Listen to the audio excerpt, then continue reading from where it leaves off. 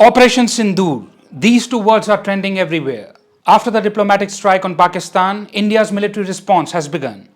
In the early hours of May 7, 2025, around 1 am, the Indian Armed Forces destroyed terrorist infrastructure in Pakistan-occupied Kashmir and inside mainland Pakistan. This mission was named Operation Sindoor. The pahalgam terrorist attack took place on April 22, and 2 weeks later, on May 7, India delivered an appropriate military response. Since the abrogation of Article 370, normalcy had been returning to Kashmir. The economy was growing, per capita income was rising, and tourism was flourishing. Pakistan, however, conspired to disrupt this progress. The terrorists targeted non-Muslims, killing male tourists in front of their families and sparing the women with the intent of spreading terror. The women were left widowed as their husbands were brutally killed. Symbolically, the sindoor or vermilion on their foreheads representing their married status was wiped away. Hence, the operation was named Operation Sindoor. A clear message has been sent to Pakistan. In this operation, 9 terror sites were targeted from where the Pahalgam attack was planned. These included the headquarters of Jaish-e-Mohammed in Bahawalpur and the headquarters of Lashkar-e-Taiba in Muridke, both located inside mainland Pakistan, along with terror sites like Muzaffarabad and Kotli in POK. Indian intelligence agencies identified the exact coordinates of these terror sites, tracked down the terrorists who planned the Pahalgam attack and their supporters, uncovered the source of this horrific attack on India, and subsequently destroyed 9 terror sites inside POK and mainland Pakistan. The Indian government gave complete freedom to the Indian Armed Forces regarding when to attack, how to attack, and on what scale. The Indian Army took its time, planned meticulously, and delivered a very effective response to Pakistan. This was a responsible retaliation, as the Indian Army demonstrated significant restraint. Pakistan's military facilities were not attacked. Only terror sites were eliminated during this operation. The targets were selected with careful planning, and the entire operation was executed efficiently. In Operation Sindoor, the restraint of the Indian Armed Forces was evident. Despite being given a free hand by the Indian government, they ensured that only terrorist infrastructure was destroyed through focused and measured attacks. The terrorists involved in the Pahalgam attack and their supporters were neutralized, while collateral damage was kept to a minimum. This meant that the terror factories manufacturing attacks against India were not spared, while civilians unconnected to these attacks were not touched. This is the mark of a truly responsible armed force. And we have seen this many times before. The surgical strike in 2016 after Uri, the Balakot airstrike in 2019 after Pulwama, and now Operation Sindoor in 2025 after Pahalgam. Notice one thing common in all these. Each has been a precise operation carried out by the Indian Armed Forces, demonstrating significant restraint. All of them have been non-escalatory military responses. In each instance, only the terror infrastructure was precisely targeted. A few hours after the successful operation, 2 Indian lady officers, Colonel Sofia Qureshi from the Indian Army and Wing Commander Vyomika Singh from the Indian Air Force, led a media briefing. They informed the press that no Pakistani military installations were targeted during Operation Sindoor and made it clear that if Pakistan attempts any kind of misadventure, India is prepared to respond. This is a powerful message from India. By carrying out the Pahalgam attack, Pakistan tried to incite communal tensions within India and divide people of different faiths.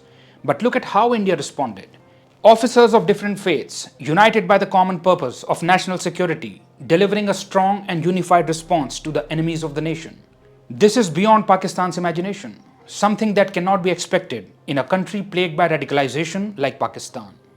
The surgical strike was carried out by the Indian Army, the Balakot strike was executed by the Indian Air Force, and in Operation Sindoor, the Navy also participated alongside the Army and the Air Force. This means that the Indian Army, Navy, and Air Force, all 3 services, played a crucial role in this historic operation. For the first time since the 1971 war, India's 3 services together conducted a coordinated attack. This historic tri-service operation, Operation Sindoor, targeted the nerve centers of terror and broke the backbone of Pakistan's terror network. By launching a deep strike against terrorists operating freely in Pakistan, India demonstrated its zero-tolerance approach toward terrorism. India carried out precision strikes while remaining within its own airspace, using beyond visual range weapons. This showcases India's capability to strike Pakistan effectively without crossing the border. Our armed forces can accomplish their objectives while staying in our motherland. After strategic planning, India deployed drones, cruise missiles, and loitering munitions. Through the joint efforts of all three services, effectively utilizing land, sea, and air, India delivered an appropriate response to Pakistan. Remarkably, in Operation Sindoor as well, none of our military personnel were harmed, and everyone successfully completed their mission and returned safely. This time, Pakistan is receiving the treatment it deserves. Before the military response, strict diplomatic measures had already been taken. The Indus Water Treaty, which is incredibly unfair to India, has been suspended. It can be said that by carrying out this attack, Pakistan has given India a chance to rectify its historical mistakes. Further, the entry of Pakistani citizens into India has been banned. The airspace has been closed for Pakistan. Pakistani channels spreading misinformation have been banned in India. Pakistan's moves are failing in the UN Security Council as well. Its false flag theory has been rejected. India has properly briefed major countries like the United States, Russia, the UAE, and Japan about its operations. Countries like China and Turkey are supporting Pakistan, but most nations are either maintaining a neutral stance or leaning towards India. This demonstrates how beautifully India has handled the entire situation diplomatically. Seeing all this, a badly beaten and bewildered Pakistan is resorting to heavy firing along the LOC. After facing defeat, Pakistan is crying in its usual manner. This is an act of war. We'll retaliate. We also have the right to respond. Yes, Pakistan, you do have the right to respond. But do you also have the wherewithal to do so? Do you have the funds for a military operation? Although it is possible that Pakistan might have acquired some money from somewhere, you never know. Anyway, Pakistan is trying to retaliate within its capacity. But if Pakistan dares to violate India's airspace, India's air defense is ready to welcome it at the border. Pakistan, known for rejecting such claims, was compelled to acknowledge India's powerful strike this time. Because Pakistan did not take any action against terrorist infrastructure despite India's repeated warnings, India had to handle the situation on its own. India is fighting against Pakistan's mindset that promotes violence simply because someone is different. This toxic mentality claims that if your faith, culture, or traditions are different, you become an enemy, to be killed, waged jihad against, or forcibly changed. India's fight is against this ideology of Pakistan and similar countries. Indian culture promotes coexistence. Even if you are different from us, we can live together peacefully. There is no need for conversion or violence. That is the essence of Indian culture. India has no problem with the existence of different faiths. Those who did have a problem created another country. And even now they are not satisfied. They want to make India like them, but that is never going to happen.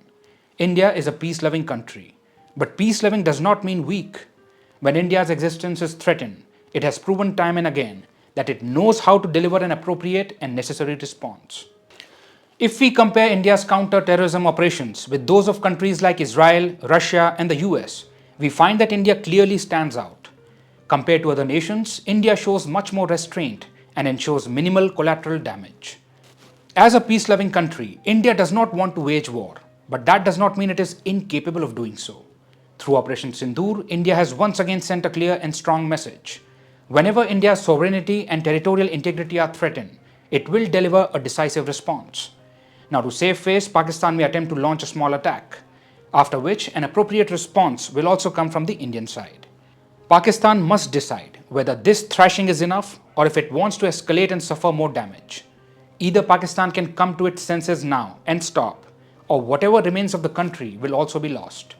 One thing is certain, either Pakistan's mindset will change or its map will change. The Pakistani army had to decide what it wants, because the Indian army will not need to spend much time and energy repeating 1971. Jai Hind, Jai Bharat.